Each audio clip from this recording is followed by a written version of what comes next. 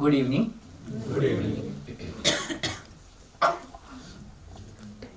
एक इंसान जब भी बहुत ही तरक्की कर लेता है तो हम उसको महान कहते हैं, और वो तभी हम उनसे पहचानते हैं। पर हम हमेशा ऐसे क्वेश्चन करते हैं कि आप में क्या ऐसी चीज थी जिससे आप आगे आ पाए।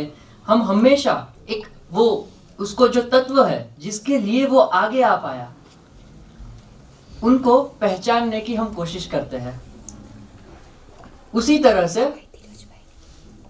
व्यक्ति के लेके ऑर्गेनाइजेशन तक कि जो एक संस्था है, काफी सारे लोग उसमें जुड़े हुए हैं, वो भी जब डे टू डे लाइफ में, ईयर टू ईयर लाइफ में जब इतनी बड़ी तरक्की करें, और पर्टिकुलरली मैं ओएसिस की बात करूं तो हम कितने सारे प्रोजेक्ट्स, आप सबने सेशंस में सुना है कि कितने सारे हम प्रोजेक्ट्स कर रहे हैं और ईयर टू ईयर हम कितना एक्सपांशन कर रहे हैं। तो ये एक्सपांशन तो हो रहा है, पर उसका सीक्रेट क्या है, उसका जो तत्व है ये कैसे हो रहा है, उसका सीक्रेट क्या है, उसका ये सेशन है। सो ज्यादा ये सीक्रेट न रख के I like to invite Chanda didi and team and the whole team to share the spirit of oasis.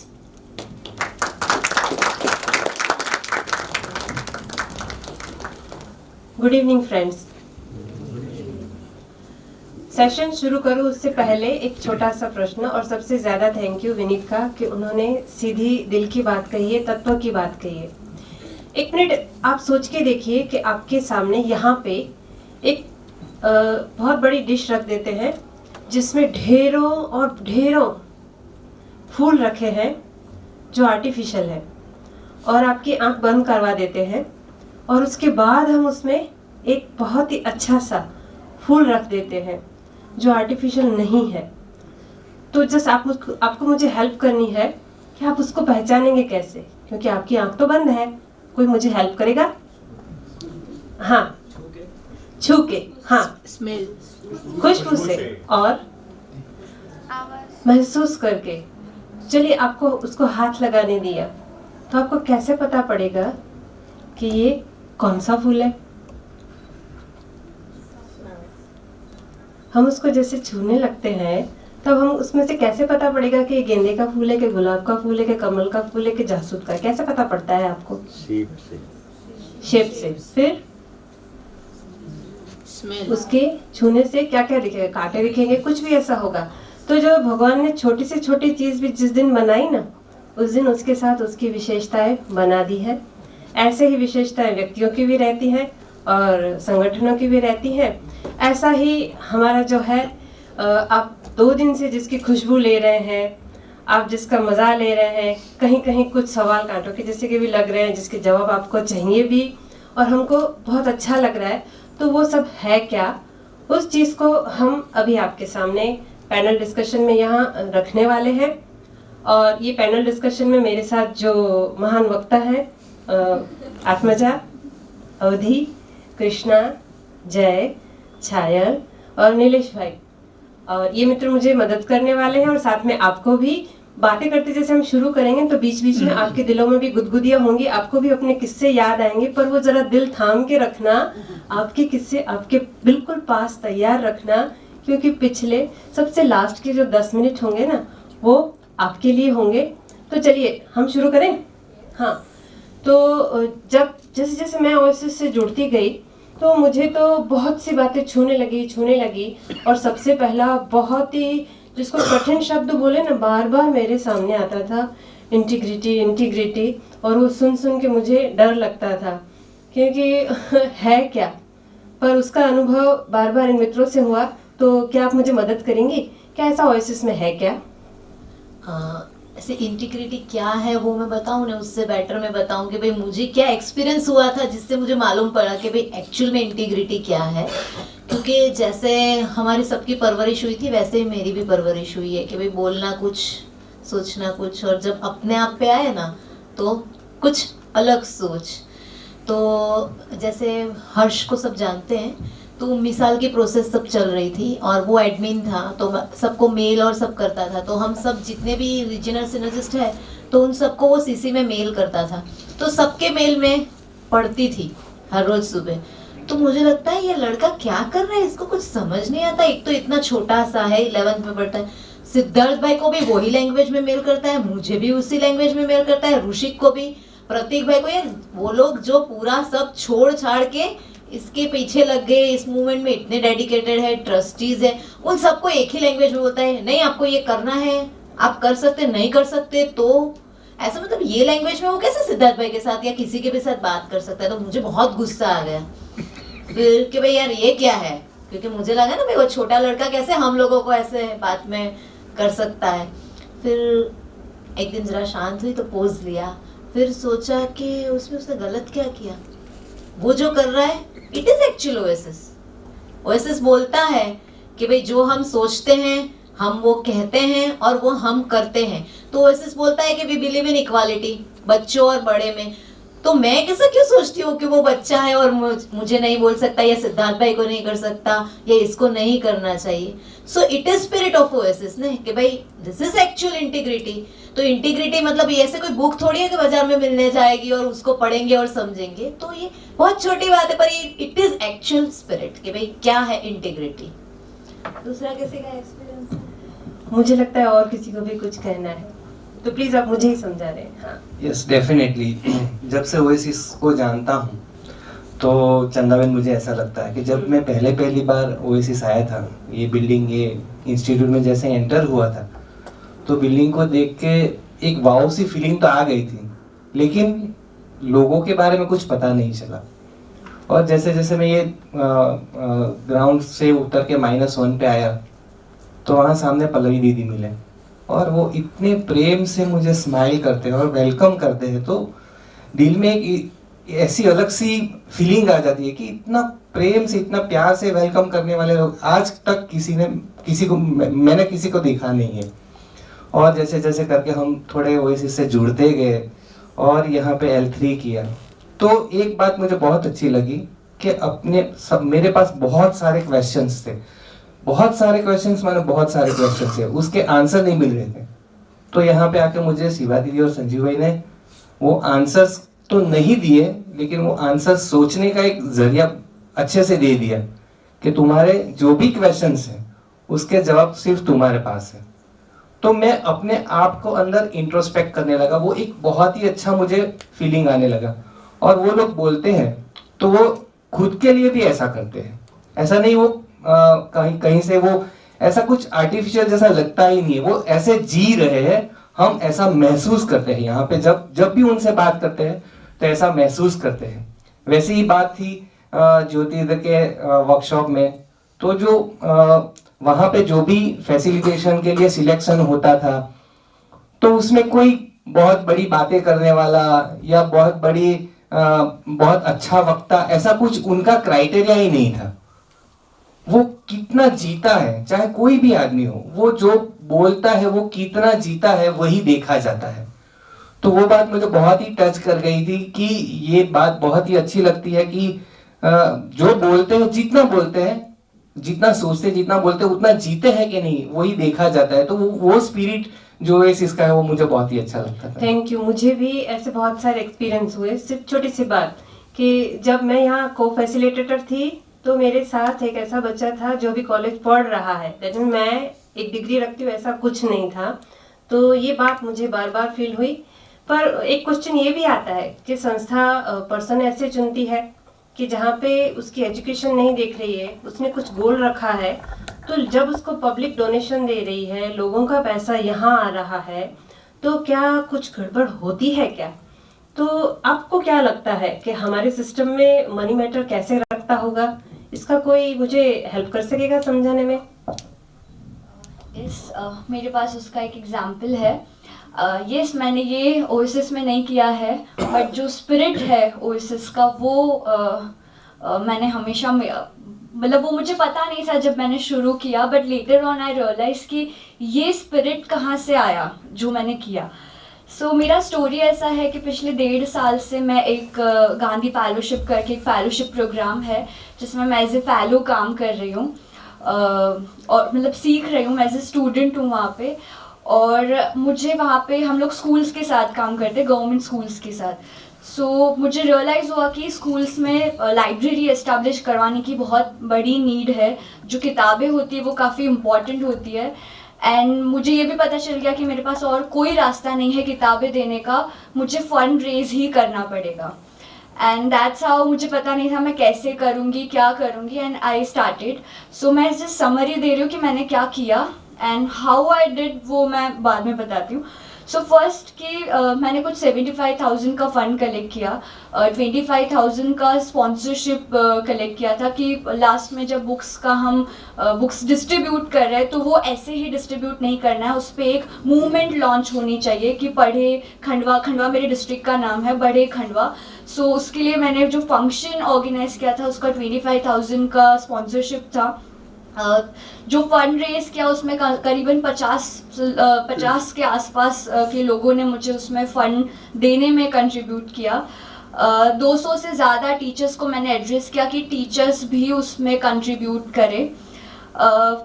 Teachers का मेरे पास कमिटमेंट है, जो 50,000 का कमिटमेंट है, जो कि अभी उनसे लेना बाकी है, जो उन्होंने कमिट करके सिग्नेचर करके मुझे दिया है कि आप मुझसे ले सकते हैं। और बड़े खंडवा में जो इवेंट हुआ था उसमें 150 लोगों ने पार्टिसिपेट किया था।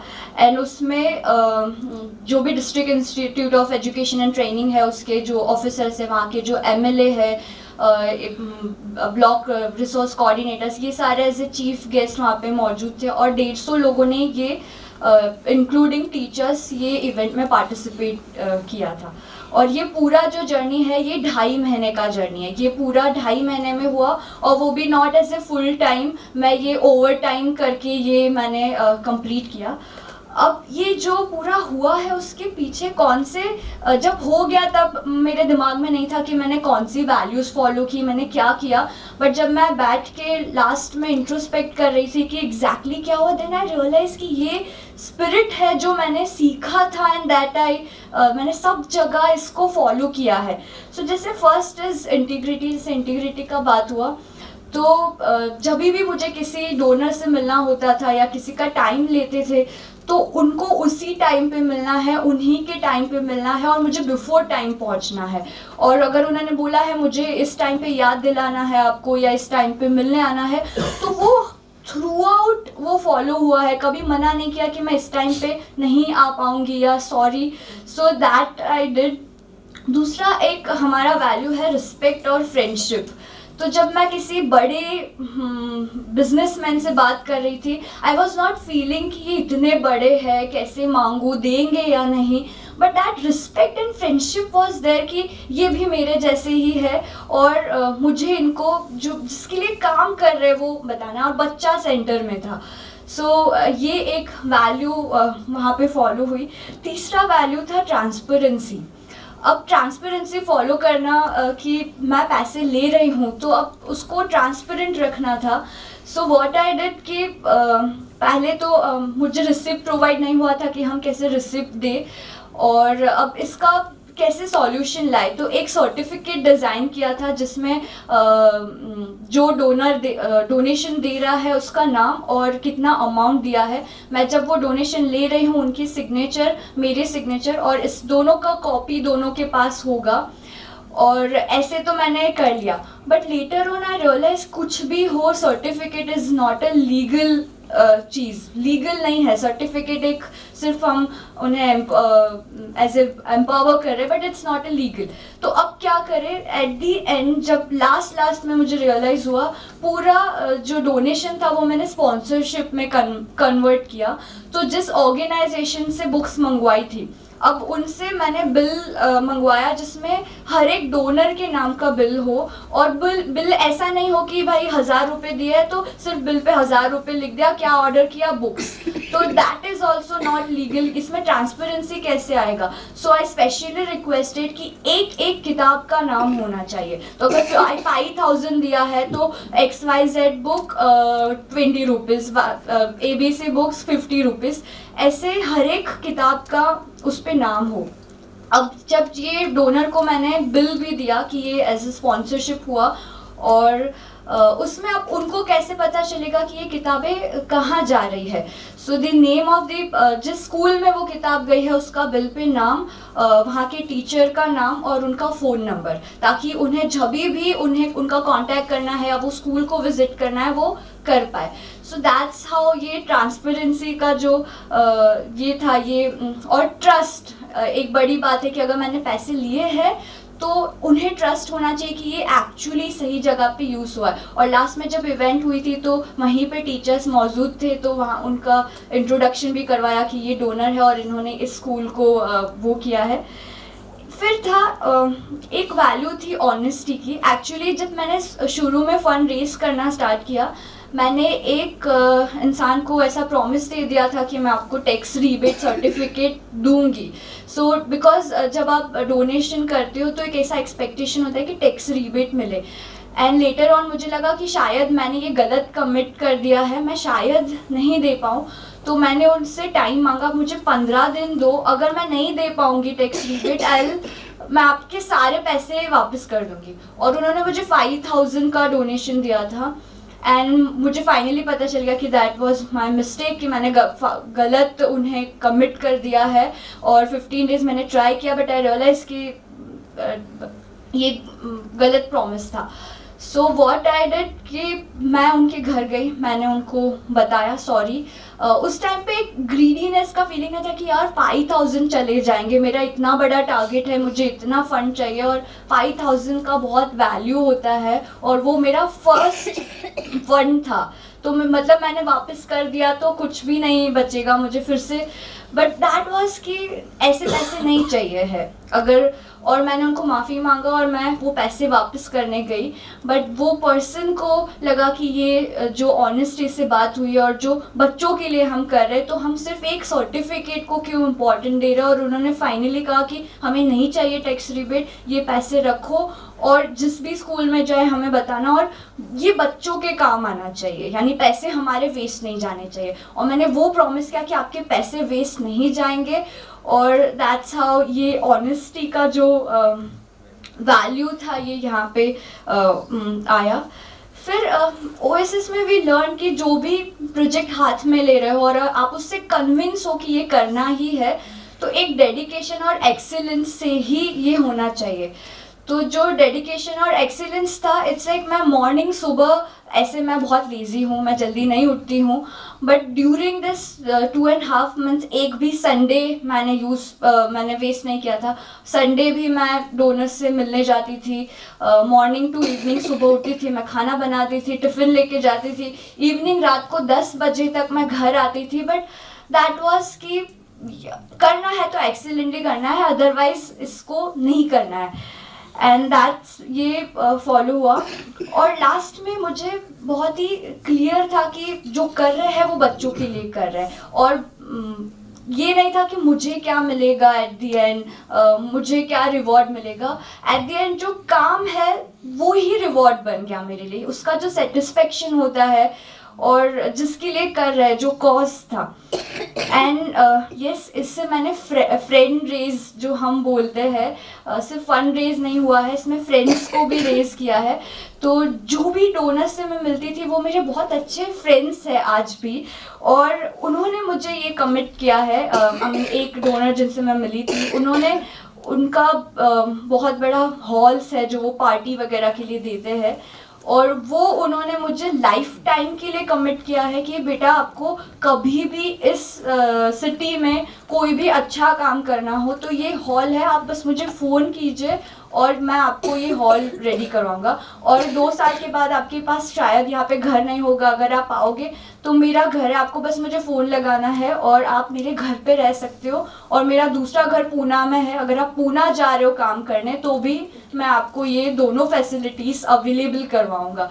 सो ये एक फ्रेंडशिप था, इसीलिए ये हुआ। सेकंड, बुक्स की बात थी, तो अगर जब बुक्स दे रहे हैं तो ये जो वैल्यू है ना कि क्यों कर रहे हैं, वो सामने वाले को भी टच होनी चाहिए। मतलब वो सिर्फ फंड दे रहा है ये नहीं होना चाहिए, वो भी उस वैल्यू के साथ अग्री हो। तो मेरे 2-3 डोनर्स है जिन्होंने अपने ऑफिस में बुक्स रखना स्टार्ट किया है कि जब भी कोई बच्चे आएंगे या वहाँ से बच्चे गुजरेंगे वो उन्हें बुक्स पढ़ने के लिए देंगे, और उन्होंने अपने बच्चों के लिए एक लाइब्रेरी स्टार्ट किया कि एटलीस्ट मेरे बच्चे भी पढ़े। तो ये एक किया कि हम सिर्फ फंड के लिए नहीं हुआ, लेकिन जिस कॉज के लिए काम कर रहे थे वो कॉज भी पास होना चाहिए। सो ये हुआ। और दूसरे जो लोग थे उन्होंने कहा कि स्कूल डेवलपमेंट की बात है तो लाइब्रेरी है, तो अब हम टेबल चेयर भी आपको, जब ये इवेंट हुआ और पूरा जब एक्सप्लेनेशन हुआ कि हम क्यों बुक्स पे फोकस करते हैं और क्यों हमें डेवलपमेंट की बात करनी है, सो लास्ट में एक ग्रुप ने प्रॉमिस किया कि वो उस पूरी स्कूल के लिए जो बेंच और टेबल चेयर है वो डोनेट करेंगे। सो दैट्स द पूरा जो स्पिरिट था, यानी ये कहीं पे भी मिस नहीं हुआ। तो फ्रेंड्स रेज हुए, लोग इन्वॉल्व हुए, लोग उस कॉज के साथ उन्होंने जुड़ना स्टार्ट किया। एंड ये मुझे बाद में पता चला कि ये स्पिरिट कहाँ से आया जब मैंने वो इंट्रोस्पेक्शन किया, क्योंकि इस तरह से हम यहाँ पे काम करते हैं। सो ये काफ़ी मेरे लिए बहुत अच्छा एक्सपीरियंस था। सो थैंक यू, कॉन्ग्रेचुलेशन आत्मा कि आपने ये जो वैल्यू थी उसको आपने प्रैक्टिस में भी लिया है और इस स्पिरिट से आपने बहुत बड़ा काम किया। और आपको ये जान के और ज़्यादा खुशी होगी कि आपके बाद भी जो भी अभी तक जो MHE काम कर रहे हैं और आने वाले भी हैं वो सभी इस स्पिरिट पे काम करते हैं। एक्चुअली बस लगभग 2 महीने पहले मेरे साथ ऐसा इंसिडेंस हुआ है कि थोड़ी सी भी स्पिरिट अगर आप चूक जाते हो ना तो ये कान पकड़ के उठक बैठक भी करवा सकते हैं, इतनी इनमें ताकत है। हुआ इतना ही था कि जैसे मेरा DIC पूरा हुआ और इमीडिएटली मुझे भी नेक्स्ट जो मेरी लव सेशन हमारा शुरू होने वाला था और हमारे पास सिर्फ 2 ही दिन थे। भुज और गांधीधाम के बीच में 60 किलोमीटर का डिस्टेंस है, तो मैंने बहुत ही फोर्सफुली करके प्रतीक भाई को बोला जल्दी अकाउंट पूरा करो, शाम को मुझे घर पहुंचना है तो मैं 2 दिन शांति से बैठ सकूं। और बड़े प्यार से फटाफट चलो ये कैसे करते हैं लिखते हैं और बैलेंस शीट बना के उसके साथ सारे भाई जो बिल थे वो बना के भेज दिए बड़ौदा। और जैसे ही बड़ौदा पहुंचता है सब कुरियर और बड़े प्यार से शैलेश का फोन आता है, दीदी ये बिल में तो ऐसा लिखा है इतने पर्सन और इतने बेड और टोटल अमाउंट लिखा है, इसकी डिटेल। मैंने कहा शैलेश मैं गांधीधाम हूँ, वो वहाँ भुज से जाके मैं फिर से बिल बनवाऊँ? हाँ, और डिटेल लिखनी पड़ेगी? नहीं आप लिख सको तो, नहीं तो किसी को बोल देना। यानी करवाना तो और ज्यादा दिक्कत है क्योंकि सामने एक और प्रोग्राम आ रहा है। फिर उसने धीरे से पूछा कि फिर मैंने ही सामने से पूछा कि आपको बाकी जो फूड वाला था, हाँ उसकी तो आप मुझे अभी कोटेशन भेजोगे ना, क्योंकि 3 कोटेशन तो आई नहीं है, 10,000 से ऊपर की पेमेंट है, फिर मैं उस बंदे के नाम का चेक रिलीज करूंगा। और मेरे मुंह से सच्चाई निकल गई, अरे भाई साहब इतने दिन क्या मैं भुज खड़ी रहती, हमने तो उस बंदे को 51,000 कैश दे दिया है। और वो बच्चा कुछ भी सरप्राइज किए बिना आप फिर से तो बोलना, ऐसे उसने मुझे कहा। और मैं भी, क्योंकि मैं तो सीनियर हूँ, मैं तो उम्र में बड़ी हूँ और मैं उसको डिटेल्स बताती हूँ, मुझे ये करना था, मुझे वो करना था, इसलिए मैंने तो भाई टॉपिक तो हमारा पूरा करके ही मैं गांधीधाम आई हूँ, व्हाट इज योर प्रॉब्लम। और ये तो भी 65% थे, मैंने तो 250-300 की रसोइयों के काम कर लिए, इतने से में क्या हो जाता है। तो मुझे ऐसे सिर्फ इतना सा पूछा कि आपको SOP पता है? And I was surprised, क्योंकि मुझे तब धक्का लगा कि 25 मिनट से मैं उस बच्चे को गेम खिला रही थी कि मैंने मेरी जिंदगी में ये सब किया है। फिर वो मुझे बोलता है अच्छा आप सिर्फ ऐसा कर दीजिए, आप है ना ये मेल में लिख देना। और उसको पता था कि हमारा ग्रुप मेल है जिसमें कि मेरे भी मेंटर होते हैं। तो मैंने फिर मेरा ईगो हर्ट हुआ और मैंने उसके सामने क्वेश्चन किया कि शैलेश इसका मतलब आप मुझसे ये बुलवाना चाहते हो कि मैं पब्लिकली मेल में ये एक्सेप्ट करूं कि yes I did a big mistake in my life. और मेरा आवाज बंद हो गया और वो बच्चा जैसे अभी शिवा दीदी हंसी ना ऐसे ही फोन पे हंसा था और मेरे पैरों के नीचे से जमीन निकल गई थी, मैं झूले खा रही थी, मेरे झूले बंद हो गए थे उस टाइम पे। और मुझे पता पड़ा कि मैं इसको समझा रही थी पर उसने मेरी सारी असलियत निकाल ली। तो थोड़ा सा खराब लगा, पर मैंने उसको promise the within 3 days I will do the correct things. अगर कहीं पे भी हम चूक जाते हैं ना पैसे की बात में, तो यहाँ पे एक बंदा है ना ऐसा बैठा है कि भाई हमको ये समाज ने जो दिया है ना, बहुत ही विश्वास के साथ दिया है। 1 रुपया भी यहाँ से वहाँ नहीं होगा। अगर कोई भी हमसे जुड़ता है और कहता है कि हम डेडिकेशन से आपको ये पैसा दे रहे हैं, हमको हमारा नाम नहीं चाहिए, तो ठीक है, हम उसके लिए कोई प्रोसेस करते हैं, पर जब हमारी ऑडिटिंग होगी दैट टाइम तो आपका ही नाम होगा। Transparency, that means clear transparency, कहीं पे भी कुछ भी नहीं। और मैंने उस बच्चे से सारे, उसने तो बहुत ही शराफत से सबका सब रिटर्न किया था। मैंने अपने सारे जो थे, मैनेजर ने काम किया था, फिर भी मैंने रेफर करके भाई कितना बैडिंग था, कितने चम्मच थे, क्या था, सब डिटेल में लिख के उसको भेजा है।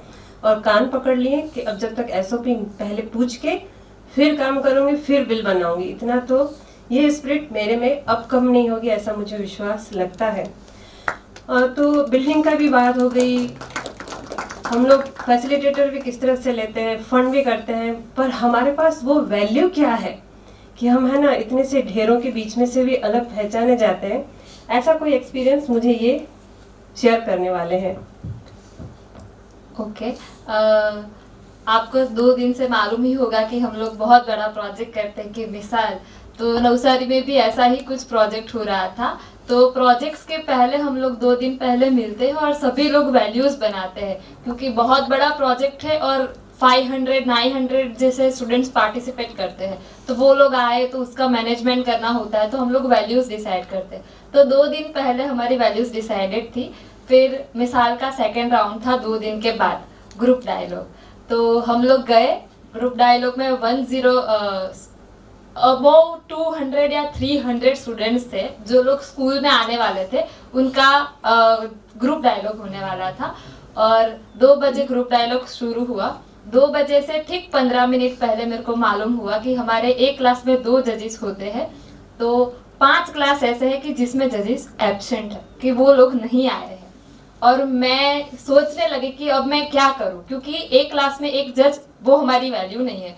वैसे तो हम 3 लोग रखते, पर बहुत है तो मैंने 2 रखे थे। अब मैं 2 से ज्यादा कम नहीं कर सकती थी। तो 15 मिनट में मेरे को जज एडजस्ट करना था 5। और उसी 15 मिनट में ऐसा हुआ कि सभी बच्चों को हम लोग क्लास में ग्रुप्स दे देते हैं, तो वो लोग क्लास में बैठे थे।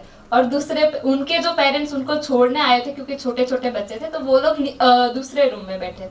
पर हुआ कुछ ऐसा कि एक पेरेंट्स आए और वो क्लास में गए और वो बैठ गए। तो हमारे वॉलंटियर्स ने बोला कि पेरेंट्स क्लास में अलाउड नहीं है, क्योंकि ग्रुप डायलॉग होने वाला है और कंपटीशन में पेरेंट्स नहीं बैठ सकते। तो उसने बोला कि मेरा बच्चा बोलने वाला है स्टेज पे जाके, तो मेरे को तो देखना ही है। तो हमने बोला कि हम लोग वीडियो और फोटोज क्लिक करेंगे और हमारी यूट्यूब चैनल पे वीडियोस आते रहेंगे, आप हमारी चैनल देखना, अगर आए तो देख लेना। तो उन्होंने बोला कि अगर आपने अपलोड नहीं किया तो हम लोग तो कमिटमेंट भी नहीं देते कि हम लोग अपलोड करेंगे ही। तो मैं ऐसा भी नहीं बोल सकती कि नहीं यूट्यूब पे आएगा ही।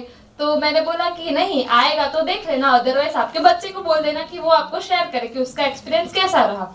तो उन्हें बोला नहीं, मैं तो क्लास में ही बैठूंगा। और मैं वहां पे थी नहीं, मैं जजेस के एडजस्टमेंट में थी और स्नेहा दीदी उससे डील कर रहे थे।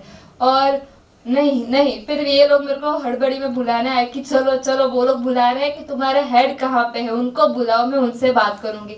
तो मैं गई तो उन्होंने मैंने बहुत प्यार से समझाया। वो इतने जोर से बोल रहे थे, इतने चिल्ला रहे थे कि आप लोग ऐसा क्यों करते हैं, ऐसी कैसी वैल्यूज होती है, आप मेरे को बैठने भी नहीं दे रहे, आप मेरे को वीडियो भी क्लिक नहीं करने दे रहे, ऐसा तो कैसा आपका ओएसी से जोर से चिल्लाने लगे। और मैं भी ऐसी हूँ कि मेरे को कोई बोले तो मैं सामने बोल देती हूँ कि आप कैसे बोल सकते हो, पर उस टाइम पे मैं ऐसा नहीं कर सकती क्योंकि वो मेरी बहुत बड़ी रिस्पॉन्सिबिलिटी है।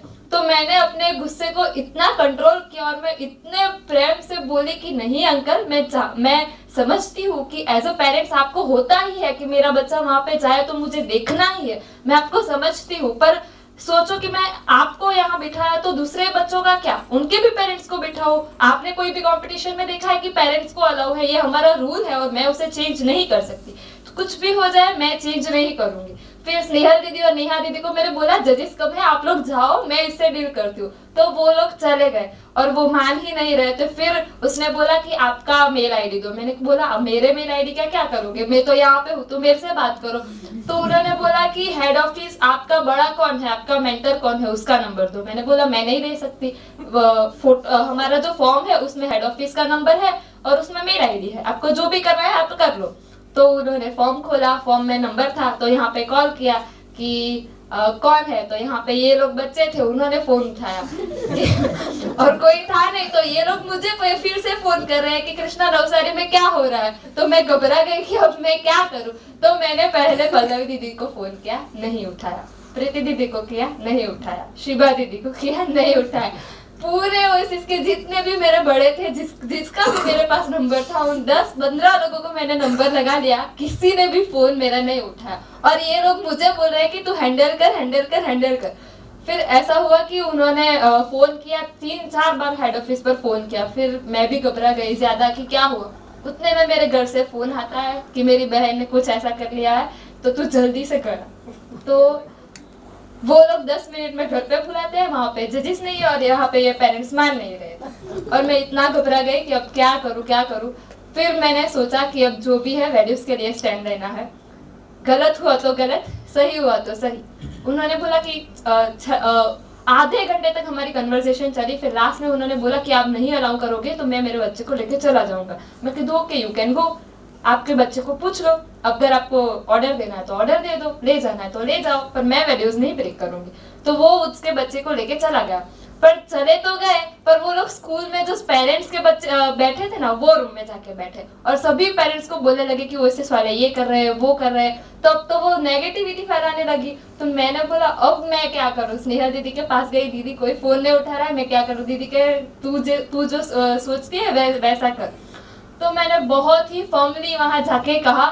मैं बहुत कांप रही थी उस समय, मेरे को रोना आ गया था कि अब मैं क्या करूं। पर मैं गई, सभी पेरेंट्स के सामने जाके मैंने उसको बोला कि आपको अपने बच्चे को पार्टिसिपेट नहीं करवाना तो आप अपने घर जा सकते हैं, 5 मिनट के अंदर ये कैंपस खाली कर दीजिए। तो वो इतना गुस्सा हो गए कि इतनी छोटी सी बच्ची मेरे को ऐसा बोल कैसे सकती है कि आप कैंपस से चले जाओ। और वो गए कैंपस के बाहर दरवाजे पे बोला कि आपका नाम मेरे को मालूम है कृष्णा, और मेरे को आपकी ऑर्गेनाइजेशन की नाम भी मालूम चल गया है कि ओएसिस। अब देखो अभी के अभी आपका मैं मीडिया में नाम देता हूँ और कल सुबह आपकी प्रेस नोट में नाम होगी ओएसिस वाले के सभी के साथ। मैंने बोला जो करना है करो, आप अभी कैंपस छोड़ के जाओ। फिर वो तो चले ही गए, पर मैं कांप रही थी कि मैंने क्या किया। आधे घंटे 1 घंटे के बाद प्रीति दीदी का मैसेज आया कि डोंट वरी, तूने जो भी किया, मैंने मैसेज लिख लिया था कि ऐसा हुआ था और मैंने ऐसा डिसीजन ले लिया है। फिर प्रीति दीदी का मैसेज आया कि जो भी हुआ तूने अच्छा ही किया है, सही किया है, घबराना मत। तो 2 चीज हुई। उससे मैं ऐसा सीखी कि मैं किसी के सामने बोल नहीं सकती, वो मेरी पहली बात है कि मेरी हिम्मत बढ़ी। दूसरा कि अगर कोई होता ना तो वो मेरे को बोल सकता था कि तू इतना बड़ा डिसीजन कैसे ले सकती है। कल सुबह प्रेस नोट में आ गया तो ये लोग, मैं उन लोगों को क्या बोलूंगी। तो ये मेरे को सबसे ज्यादा अच्छी चीज लगी कि मैं जब यहाँ पे आई तो मुझे इतना सारा अप्रिशिएशन मिला कि तूने जो किया है वो सही किया है। और ये डिसीजन लेने की ताकत और ये डिसीजन इतनी फ्रीली इतनी छोटी सी उम्र में जो ले सकी, तो उन लोगों ने ट्रस्ट रखा और मुझे फ्रीडम थी कि मैं कुछ भी डिसीजन ले सकती हूँ, चाहे वो सही हो चाहे वो गलत हो। तो मेरे को संजू भाई ने भी बोला था, शिवा दीदी भी मेरे को मालूम है कि बोलती नहीं, अगर वो कल सुबह प्रेस नोट आ भी जाता ना तो भी मैं यहाँ पे किसी भी ऐसा कोई पर्सन नहीं है जो मुझे डांट लगाता। तो ये मेरे को बहुत अच्छा लगा। कृष्णा ने जो वैल्यूज की बात की, ये वैल्यूज विदाउट इंट्रोस्पेक्शन नहीं आता। ओएसिस मैं लाइक अराउंड 1.5-2 years ago मैं आया ओएसिस के टच में। मेरा फर्स्ट प्रोजेक्ट था मिसाल। I was a volunteer and part of the team in the मिसाल प्रोजेक्ट। अभी आप सभी को लग रहा होगा, yesterday I was talking to a guest, वो बोल रहे थे कि how is it possible such transformation within such days। one of the key, like जब मिसाल चल रहा था तब सभी टीम मेंबर्स L3 किए हुए, तो L3 ये, L3 वो, L3 ये, मेहुल भाई ये, पल्लवी दीदी ये, like सभी के नाम सुने थे हमने। I am coming from an intellectual background, like I like to call myself an intellectual actually। ऐसा था कि एक कोई कोर्स कैसे चेंज कर सकता है पर्सन की life. Then slowly I realised कि ओएसिस में 2 घंटे का सेशन हो या 4 साल का कोर्स हो, सेंटर में पर्सन है और पर्सन के सेंटर में है introspection, right. That is the USP for me, that is the USP of Oasis. Without introspection there can not be any learning. So ये जो स्पिरिट है वो वॉलंटियरिज्म में काम करने के तरीके में भी अगर नहीं आता तो क्या फ़ायदा. So this constant introspection and constant learning is one of the key values that OSS stands for today. Otherwise, I think that is, for me, it is the soul. Introspection, whether it's a program or volunteering, anything. That is for me the soul of OSS. Thank you. यानी आप ये कहना चाहते हैं हमेशा अपनी actions देखते रहना अपने आप में ये खुद ही खुद ओएसएस बन जाता है. पर इसके साथ साथ आगे चल के कुछ एक और भी किस्सा तैयार है जिसकी वैल्यू हम देखें. ओके, सो जैसे जय भैया ने बताया, इंट्रोस्पेक्शन बहुत इम्पोर्टेंट वर्ड है. ये माने लाइफ कभी भी ऐसे सिंपल नहीं जाती. सबको पता है कि लाइफ ऐसी हो ना तो जीने में थोड़ा ज़्यादा मज़ा आता है. तो ऐसी लाइफ हो तो डैड हो जाता है, ऐसी लाइफ हो तो लाइफ होता है. तो ऐसे मेरी लाइफ में भी ये डाउन वाला जो पार्ट था वो सबकी लाइफ में होता है, तो मेरी लाइफ में भी था. जनवरी 2019 में मुझे वडोदरा रीजन का काम दिया गया था और मुझे एकेटी जो ऐसी की तैसी हमारा प्रोजेक्ट जो है, जो मूवमेंट है, उसकी लीडरशिप दी गई थी. स्टार्टिंग में मैं बहुत खुश थी कि वाह, इतना ज़्यादा अच्छा काम करने को मिलेगा, इतने सारे लोगों से मिलने को मिलेगा, इतना ज़्यादा बच्चों तक पहुंचने को मिलेगा.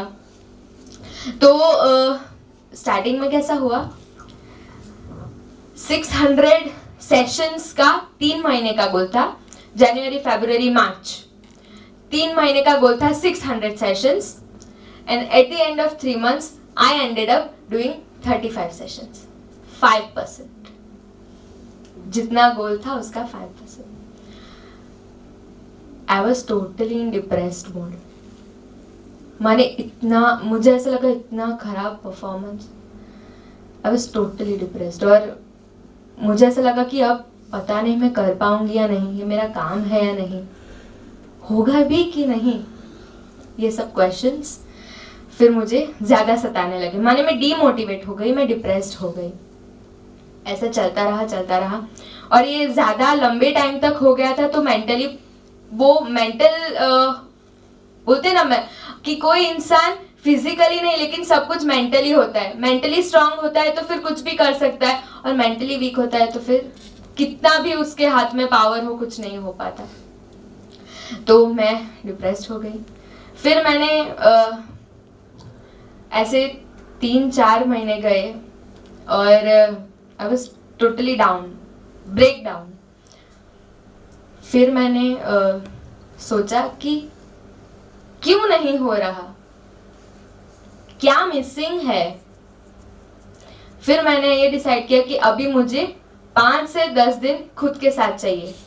माने मुझे कोई काम नहीं करना, मुझे सिर्फ इंट्रोस्पेक्ट करना है कि व्हाट इज रॉन्ग, क्यों नहीं हो रहा, बस इतने का जवाब मुझे चाहिए.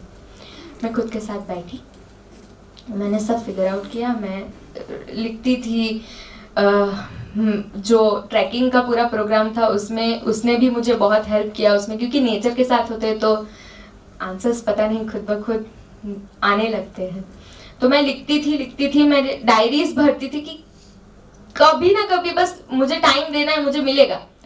फिर मैंने ये क्वेश्चन खुद से किया कि मैं ये सब कुछ क्यों कर रही हूँ, पर्पस क्या है, ये मोमेंट को लीड करने का पर्पस क्या है, क्यों कर रही हूँ मैं.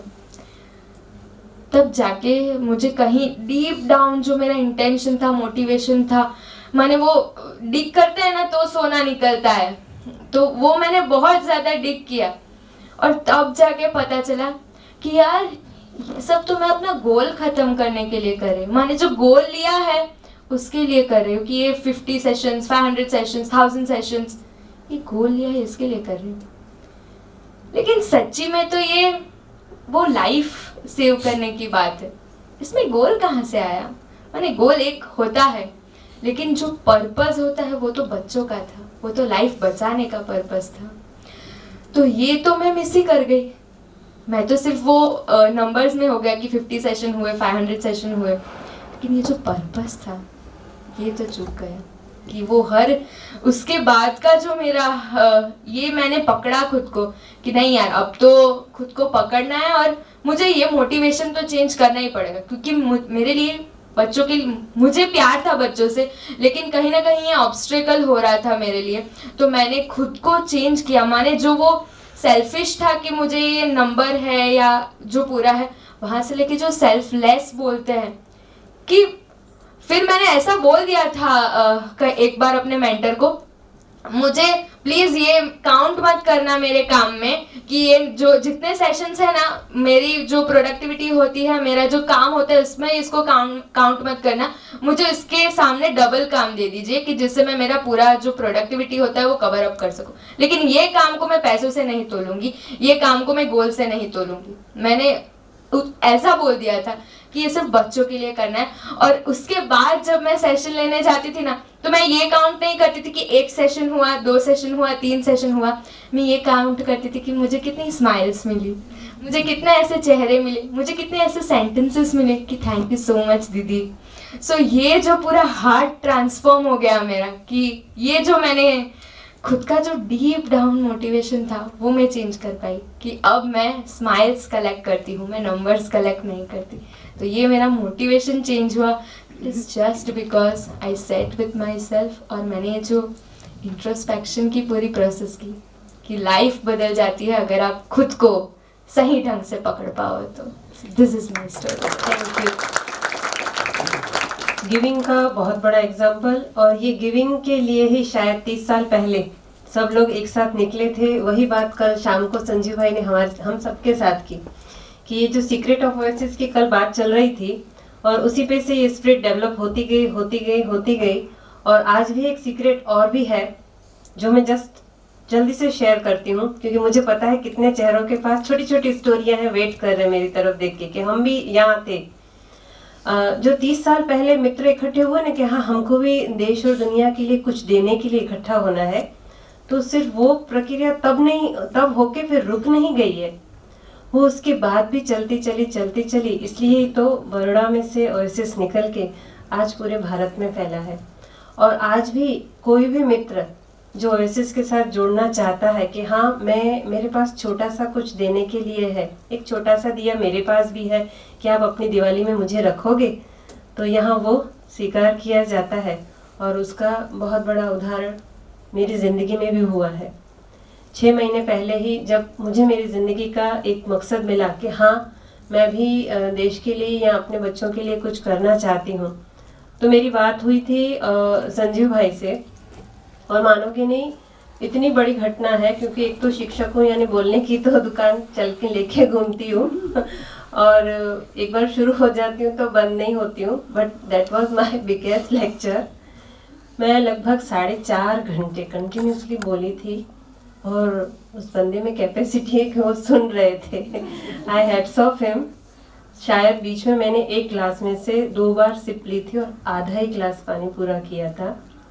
सारी बात सुनने के बाद भी उन्होंने कहीं से ऐसे नहीं कहा कि आप तो रेडी हो ना, चलो आ जाओ, मैं आपको इस एरिया का काम दे देता हूँ, वो कर लेना, ये कर लेना, और नॉट अ सिंगल वर्ड। बस शांति से खड़े हुए, ठीक है चंदा बहन आप खाना खा लीजिए, आपकी इतने घंटे में आपको अगेन रिटर्न जर्नी है, आप शांति से घर जाइए, बैठ के अपने साथ सोचिए कि आपको क्या करना है और हम कहाँ आपकी मदद कर सकते हैं। द जनरस थिंग कि वो इंसान, वो स्पिरिट जीता था, तो वो ऐसे अंदर लेके जी रहे हैं। और मुझे पहली बार जिंदगी में किसी ने पूछा कि तुझे क्या करना है, जो मैं एक्सपेक्ट करती थी अपने पेरेंट्स के पास से, वो मुझे, मेरी फीलिंग वहाँ हो गई। मैं घर जाके बैठी, और मुझे तो पता है बड़ौदा से गांधीधाम तक का वो जो डिस्टेंस का सफ़र था ना, वो भी बहुत प्यारा और सुनहरा लगा। मैं सिटिंग में ही गई थी तो भी मेरे में थकान नहीं थी, और मैंने बहुत अच्छे से मेरा विज़न और गोल लिखा। उसमें भी, यहाँ पे भी एक्सेलेंस अभी भी ऐड होता है कि उसके बाद कभी भी ऐसा नहीं लगा कि मैं किसी के लिए काम कर रही हूँ, मुझे मेरे काम में ओएसिस मदद कर रहा है। वो फीलिंग आज तक, इस क्षण तक है कि हर बार बार यहाँ पे ऐसे मित्र बैठे हैं कि वाई बार बार पूछते रहते हैं कि मेरा कहीं डाइवर्जन नहीं हो जाए। तो ये एक सिनर्जी है कि दिए से दिए मिलते चलेंगे और रोशनी अपने आप फैलती जाएगी। यहाँ पे कहीं पे भी सारे के सारे प्रोसेस में जो है अपने आप से बैठो, बार बार पूछो, और देश के लिए काम करना है वो भी ट्रांसपेरेंसी के साथ करना है और दिल ठोक के करना है। तो ओएसिस यानी कि एक ऐसा शरीर है जिसमें हम बार बार बोलते हैं ना, ऊपर लिखा हुआ है कि ये ऐसा शरीर है जिसमें कचरे वाला पेट्रोल नहीं जाएगा। तो ओएसिस एक ऐसा इंफ्रास्ट्रक्चर है जिसमें अगर एक पैसा भी आता है तो वो द बेस्ट वे से आएगा, एक इंसान या बंदा भी जुड़ता है तो वो भी फिल्टर होके आता है, और अगर एक सपना भी आता है तो वो स्वार्थ का नहीं आता है, वो परमार्थ का आता है। इसीलिए ओएसिस जिंदा है हम सब में, फिर वो चाहे बड़ा हो या छोटा हो, सभी एक साथ चल रहे हैं और वो भी अपनी अपनी अपनी जर्नी लेके चल रहे हैं, अपना अपना ग्रोथ लेके चल रहे हैं।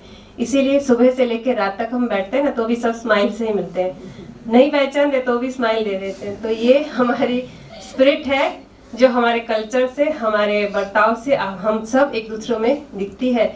इसीलिए हमारा फूल कहीं पे भी होगा ना, आपकी बंद आँख होगी या खुली आँख होगी तो भी आप पहचान लोगे।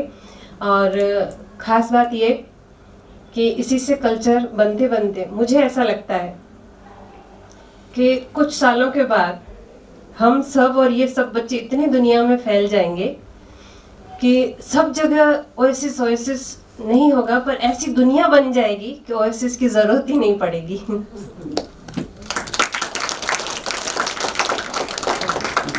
One thing to add, Sanjeev भाई ने बोला था ना चंदा दीदी को कि हम आपके लिए क्या कर सकते हैं। So people don't work for oasis, oasis works for people. This is for me the fundamental difference. Thank you. हाँ, किसी को भी कुछ शेयर करना हो तो। आपका ओएसिस के साथ ऐसा कोई एक्सपीरियंस हो या आपको कोई क्वेश्चन पूछना हो, एक ही क्वेश्चन है छोटा सा। कृष्णा दीदी बोल रही थी कि वो 2 प्रॉब्लम थे उनके लिए, एक तो पेरेंट और दूसरा 5 जजेस। वो जजेस का क्या हो गया?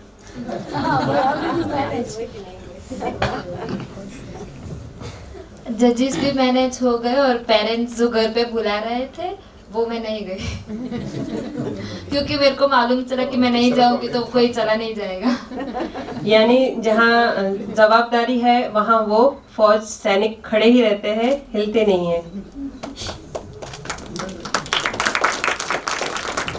ये बच्चे ऐसे हैं, मैं सच में बोल रही हूँ, कितने यहाँ पे नहीं है, कितने ऐसे बच्चे हैं कि जो बार बार, मैं भी कभी थक जाती हूँ ना तो वो मुझे याद दिलाते हैं कि हम सैनिक हैं, आप थक गए, हाँ बैठ जाओ। तब उनको देख देख के मैं जल जल के मैं भी दौड़ती हूँ तो भी मैं पीछे रह जाती हूँ। उसमें से क्या बैठी है।